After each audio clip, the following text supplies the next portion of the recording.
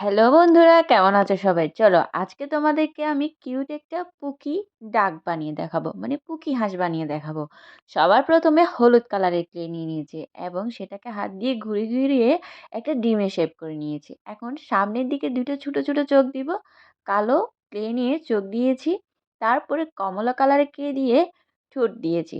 মাঝখান দিয়ে হালকা করে একটা টুথপিক দিয়ে দাগ কেটে নিলেই হয়ে যাবে মাঝখানে ঠোঁটের শেপ। এরপর সামনে দিয়ে একটা পুকি ডিজাইন তো করেই নিতে হবে না সাদা ক্লে দিয়ে, একদম সহজ। আর কিউট কিউট দুইটা হাত পা দিয়ে দিয়েছি। একদম সহজে আমার হয়ে গেলে এই কিউট পুকি হাঁসটা। কিন্তু এখানেই কিন্তু শেষ না, তার উপরে তো একটা ক্যাপ দিতে হবে, তাই না? না তো টাক মাথাটা তো বিশ্রী লাগবে।